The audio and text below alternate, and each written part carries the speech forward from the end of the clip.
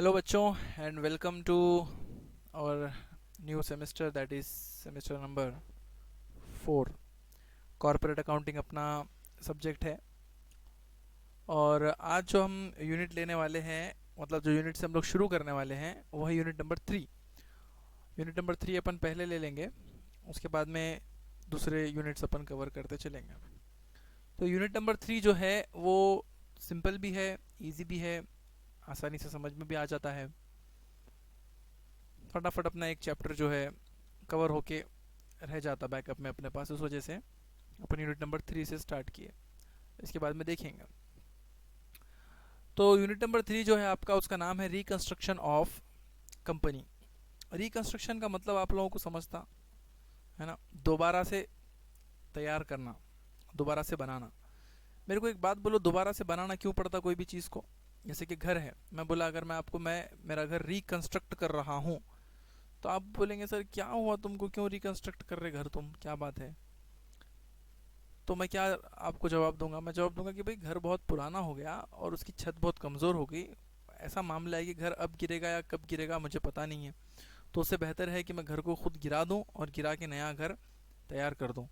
मतलब ये मैं बोलना चाह रहा आप लोगों को कि जब कभी भी आपको ख़तरा महसूस होता है, क्या ख़तरा महसूस होता? डर महसूस होता है। क्या डर महसूस होता? कि छत गिरने वाली है, तो आप रिकंस्ट्रक्शन कर लेते। वैसे ही अगर आप कंपनी चला रहे हैं तो आप कब उसको रिकंस्ट्रक्ट करोगे? जब आपको ख़तरा महसूस होगा। और कंपनी में क्या ख़तरा रहता? सबसे बड़ा ख़तरा, सबसे बड़ा ख़तरा होता है कंपनी बंद होने का। तो आपको ऐसा ख़तरा लग रहा है कि भाई कहाँ हमारी कंपनी शायद आगे चल करके बंद हो जाएगी। और कंपनी बंद क्यों होती?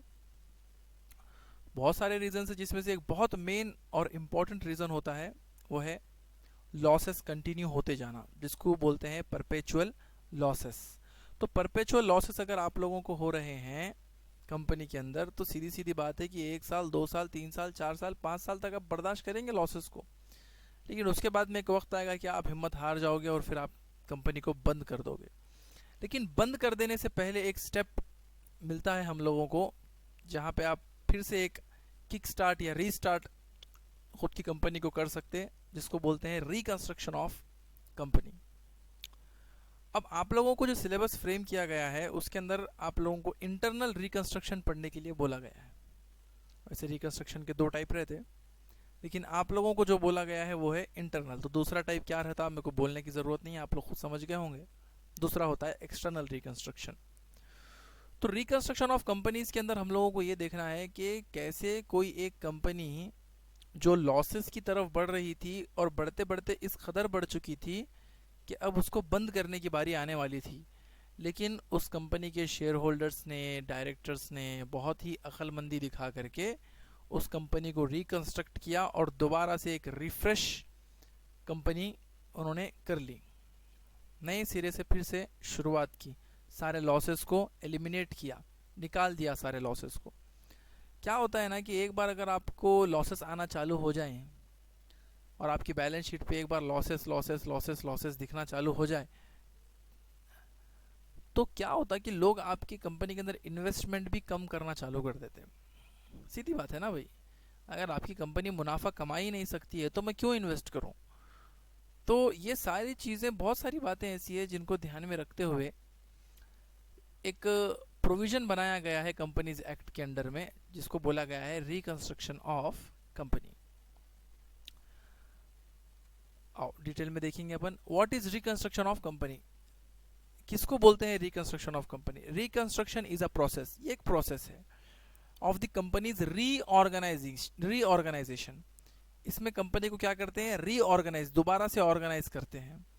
Concerning legal, operational, ownership and other structures. अब इसमें बहुत सारी बातें आ सकती, कोई लीगल मसले को हम लोग रीऑर्गेनाइज कर रहे हैं, कोई ऑपरेशनल कामों को हम लोग रीऑर्गेनाइज कर रहे हैं, या फिर ओनर्स वगैरह चेंज कर रहे हैं, या फिर कोई दूसरा स्ट्रक्चर हम लोग चेंज कर रहे हैं, या फिर by revaluating assets and reassessing the liabilities, या फिर कुछ असेट्स के अंदर, कुछ लायबिलिटीज के अंदर ऐसे चेंजेस कर रहे हैं कि जिसकी वजह से कंपनी को एक रिफ्रेश स्टार्ट मिल सके। रिकंस्ट्रक्शन और ऑफ 2 टाइप्स, रिकंस्ट्रक्शन 2 टाइप का होता है, एक होता है इंटरनल रिकंस्ट्रक्शन और दूसरा होता है एक्सटर्नल रिकंस्ट्रक्शन। तो ये 2 अलग अलग टाइप के रिकंस्ट्रक्शन होते हैं। अब सवाल ये पैदा होता है कि कंपनी रिकंस्ट्रक्ट क्यों करती है खुद को. Why does company needs reconstruction. Reconstruction is required when the company is incurring losses for many years. काफ़ी सालों से अगर कंपनी को कंटिन्यू लॉसेस पे लॉसेस अगर होते जा रहे हैं तो कंपनी को रिकंस्ट्रक्ट करना पड़ता.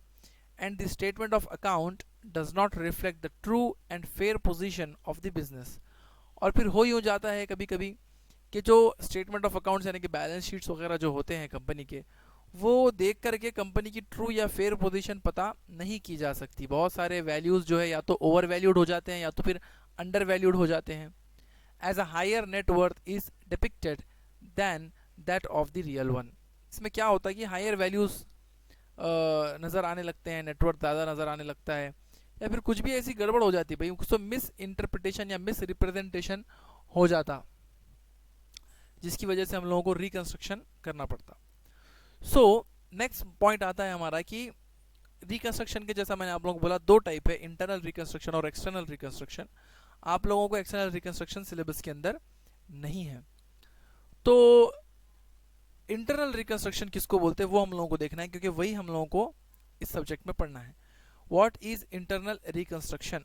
So internal reconstruction is a method of corporate restructuring where an arrangement is made by the company of the organization wherein changes in the assets and liabilities are made to improve the financial position without liquidating the company or transferring the ownership to the external party. क्या बोलना चाह रहा है no. Internal reconstruction किसको बोलते कि company अंदर ही अंदर अपने कुछ ऐसे सुधार लेके आती है, कुछ एसेट्स में ऐसे चेंजेस लेके आती है, कुछ लायबिलिटीज में ऐसे चेंजेस लेके आती है जिसकी वजह से उनकी फाइनेंशियल पोजीशन इम्प्रूव्ड नज़र आए, इम्प्रूव हो जाए, और उसको इम्प्रूव करके वहाँ से वो स्टेबल होके फिर move ahead for a good start देख सकें, बिना कंपनी को बंद करेंगे या फिर बिना कंपनी किसी दूसरे को बेचेंगे. कंपनी किसी दूसरे आदमी को बेच देना, उसकी ओनरशिप किसी और को ट्रांसफर कर देना is external reconstruction. But reconstructing a company by revaluating the assets and liabilities by eliminating the losses is internal reconstruction.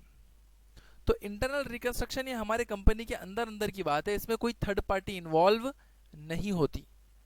Company के शेयर होल्डर्स, डायरेक्टर्स खुद मीटिंग्स के ज़रिए से और कुछ ऑर्डिनेंस पास करके अकॉर्डिंग टू कंपनीज एक्ट 2013, कुछ ऑर्डिनेंस वगैरह पास करके, आगे वीडियो में है डिटेल में थोड़ा सा, तो ये सारी चीज़ें हम लोग करके जो है इंटरनल रिकंस्ट्रक्शन करते हैं. और इंटरनल रिकंस्ट्रक्शन कंपनी के अंदर अंदर की बात है. हम लोग कुछ ऐसे अरेंजमेंट्स कर रहे हैं कंपनी के फिनेंशियल स्टेटमेंट्स के अंदर जिससे फिनेंशियल पोजीशन कंपनी की स्टेबल नज़र आए. क्यों करना पड़ रहा है? क्योंकि फाइनेंशियल पोजीशन कंपनी की स्टेबल नज़र नहीं आ रही. जब बैलेंस शीट उठा के देखो तो करोड़ों रुपए का बैलेंस शीट के ऊपर मुझे P&L अकाउंट नज़र आ रहा है एसेट साइड पर, मतलब कंपनी हैवी लॉसेस फेस कर रही है. तो इन हैवी लॉसेस को, इन फिक्टिशियस एसेट्स को एलिमिनेट करने के लिए हम लोगों को कंपनी को रिकंस्ट्रक्ट करना पड़ता है, जिसको हम लोग इंटरनल रिकंस्ट्रक्शन बोलते हैं. Okay, so we will watch the next portion in the next video. So till then, thanks for watching. If you have any query, you can WhatsApp me on this number. Take care. Bye bye.